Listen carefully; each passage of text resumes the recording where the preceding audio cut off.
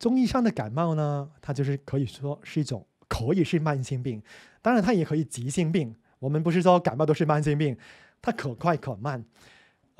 我们举一些例子，为什么感冒可以是慢性病呢？以下的例子，一般人不觉得它是一种感冒，但其实在中医的传统观念里面，觉得它是感冒。比如那个人呢，平常就容易觉得头痛，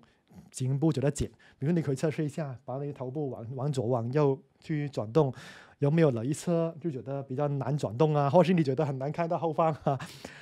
那也是代表你的寒气进入到表层头颈部，头痛本身就是一种感冒症状。但是你可能会觉得不是啊，我经常容易感冒啊，不是啊，我经常容易头痛啊。但是我没有感冒症状啊，这就是感冒症状。我们很简单来说，头痛就是一个感冒症状。只不过我们一般了解感冒症状，可能也会觉得有发烧啊、打喷嚏啊、要鼻塞啊、要咽喉痛啊，那些当然其他都算感冒症状。但中医来说，头痛就是一个太阳病，刚才说《伤寒论》里面的第一个层次的病，最典型的症状。所以你单纯有头痛，也代表你是有感冒，但是它变成慢性病了，它不能够一下子那个1-2个礼拜感冒好了就能够出现，就能够自己好过来。又或者有些人呢，他睡觉比较多，就容易周身肌肉酸痛啊，平常可能睡眠不足嘛，可能周末就睡多一点，醒来就觉得周身酸痛啊，要活动比较久才能够好过来。它可能也是一种感冒表现啊。又比如说，如果夏天的时候大热天，你睡觉必须要开冷气空调，你才能够睡着的，那也可能代表你是感冒啊。为什么？因为健康人就算是天气很热的话，他可能身体就算很热，他身体睡觉的时候也觉得会热，也会出汗，但是他可能也能够睡着。但是如果你睡不着觉，他可能反映你那个时候想发作感冒，就是想发烧。因为感冒发烧的时候，通常睡觉就睡不好觉嘛，所以那个时候你就更加发热起来，所以你就睡不着觉。所以如果你经常开冷气，其实基本上类似于你吃退烧药那样，帮助自己发烧要退烧，长期吃退烧药那种状态，有这种可能性。当然呢，也要看那个地区是不是真的太热啊，比如说到40-50度过温，可能也真的很难睡着。但是你也想想看，这个世界上面有很多贫穷落后的地区，那些人真的夏天大热天40-50度，他都没办法开冷气的，没有冷气啊，没有办法交那个冷气费，他们也还是能够睡着的。所以你也想想看，真的是健康人，真的是就算这么天气热，也可以不用开冷气。如果你不开冷气睡不着觉，你真的要考虑这种可能性啊。还有比如说更年期的妇女，很容易出现一种症状，就是失眠、潮热、盗汗。那种潮热就是一阵一阵发热，其实也像刚才说的，就是想发作感冒啊，就是发烧。虽然呢，一般中医界里面他又觉得这可能是有阴虚、有内热的情况出现，这的确有这部分。但是如果从经典《伤寒论》的角度来看，这种发热其实也要考虑同时有外感、受了风寒的原因。到了更年期的时候，他身体就容易发感冒的状态。以上这些情况的原因呢，我们后面会再介绍一下为什么会这样。但是你要了解，这些情况其实很多你身边的人都有这种情况出现啊。你可以知道，其实中医的那种感冒，它是有多普遍啊。其实可能很多人长期每天都在感冒状态，但是他自己不知道啊，因为他可能没有留意到这是感冒，或者他一直采取压抑的状况，所以呢，那个感冒的病就始终没有根治，没有好过来。感冒的成因为什么会感冒呢？在中医上面，所有感冒首先都认为是由风所导致的。所谓风呢，中医上面我们把气分成不同种类嘛。风就是指那种流动的那种能量，流动的这种生命的能量，流动的气，它就是叫风。整个自然环境里面都有风。当然呢，真的是其实大自然环境有风是正常的。比如你在一个密闭的房间，没有窗户，里面的空气不流动，你就觉得很闷很辛苦，因为我们需要整个流动的风，生命才会健康。在《黄帝内经》里面有这样一段话：风者，善行而数变。风呢，就是善于行动的，它是流动的特性。但是呢，它经常变化，它变来变去的，它可以有不同的那种形态。大自然的风有东南西北风，不同吹过来的风，它有不同的特质嘛。有些是寒风，有些是热风，有些风就比较湿。身体里面的风呢，肩胛不同的情况，肩胛寒、肩胛热、肩胛湿，有不同的临床表现，不同的症状。到了走的不同地方、不同方位，身体的不同部位，它就会产生不同的病症。当风进入到身体里面去，进入到身体的最浅层皮肤，它就会打开身体的腠理。腠理呢，是身体皮肤跟身体内部的一些通道，比如说我们的毛孔呢，它就是进入到身体里面的通道。它那个腠理呢，就包括了身体的毛孔，然后进入到身体里面的经络，往身体的各种各样的不同地方部位走。所以当那个腠理打开呢，你可以理解为那个毛孔打开，皮肤的浅层的那个通道打开了。所以呢，比如外面如果同时间有寒气，它就能够乘虚而入，因为那个地方刚刚有空洞嘛。就像你如果家里面平常你的窗都关起来的，那你现在打开窗户，那外面的那个风啊，外面的那些蚊子啊，可能就容易进入到你的房子里面去。身体也是一样，当你身体呢表面皮肤受了风之后，因为风帮助你身体的气血流动更加快，然后就帮助你的那个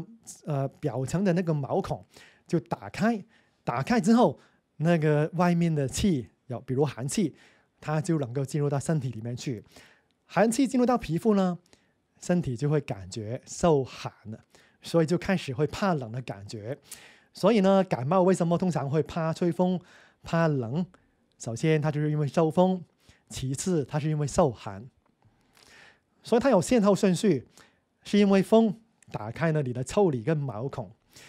然后呢那个寒气就进入到你的身体里面去。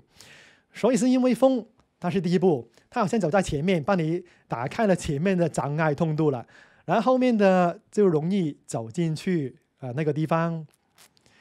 所以在中医《黄帝内经》里面有另外一句话叫做“风者，百病之长也”。因为呢，其实只是有风呢，它导致的疾病有一类的疾病，但是呢，其实受了寒跟受了热气，它对于身体里面的病是更严重的，尤其是受了寒气，对身体受伤是最严重的。各种各样疾病里面，受寒气是最伤害身体的。为什么会这样说？首先，在经典《伤寒论》里面，它为什么用伤寒这个名词？就是强调寒气伤害人体的重要性。因为我们上一次的那个讲座也提到，人体有健康，你必须要有体温嘛。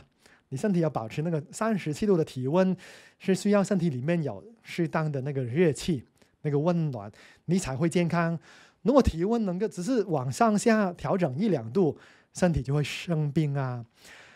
如果受到寒气，它就是最快压下你的体温的一个直接原因啊。受风不会一定会影响你的体温很多，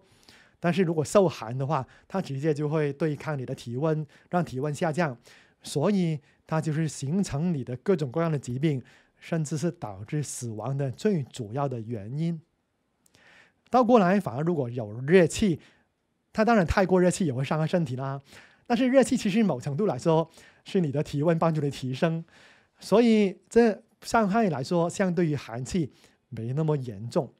所以我们今天这个讲感冒的成因呢，第一个考虑有风，所以无论各种感冒，无论是寒的感冒跟热的感冒，它背后都一定有风。所以某程度来说，其实风是所有疾病背后都会有风，甚至是这样说，所以叫做百病之长啊，百病就是各种各样的疾病。但是我们要辨别感冒，其实更重要是辨别背后的寒跟热。所以风是走在前面的，寒跟热呢是它下一个层次的成因。感冒如果没有好，可能会变成肿瘤啊。这样说好像很严重啊。当然西医上面基本上比较少这样讲。有些西医他也认识到这个问题，因为有些病毒它可能跟感冒也有关系。但是在中医上，这个观念是非常敬畏、非常明确的。可能是西医的研究还没有看到这么一个连续发展的过程，因为目前西医呢，他都认为每一个病都是个别的。这个感冒就是感冒，这个肿瘤就是肿瘤，它肠胃病就是肠胃病，各样的系统的病它都是分开的。但是中医它是认为所有天地万物都是跟一个气都是统一的，生病各种各样的病它都是有一个背后的一体化的理论。这就是中医的那种智慧啊。中医就是觉得所有病它都可以用经典的那个理论，比如伤寒论的理论，就可以能治百病啊。所以同时我们觉得所有病的发展都有一个规律，肿瘤跟感冒有密切关系。为什么？我们从《黄帝内经》一开始他有一篇就讲到叫做《百病始生篇》，他就要提到一个人的生病，比如受寒呢，受寒之前是先受风，受风以后就会打开受寒。他就讲受寒的重要性，他是讲一层一层深入到身体里面去。比如第一层呢，它就进入到皮肤，再下一层进入到人体的肌肉，然后进入关节，再进入你的肠胃，然后出去肠胃之外。肠胃之外就有五脏六腑啊，所以就容易进入到五脏六腑，然后他就再走进去脏腑里面去，他看哪里虚弱，比如你的肺里面虚弱，那个寒气就进入到肺里面，但是因为他慢慢就走投无路啊，他进入到那些最微细的那些通道，比如说那些微细的那些血管啊，那些神经啊，那些很细微的通道里面去。然后他就走投无路了，他就会慢慢内积在里面，就形成了一种中医的病，叫做积聚，它就积聚在身体里面。然后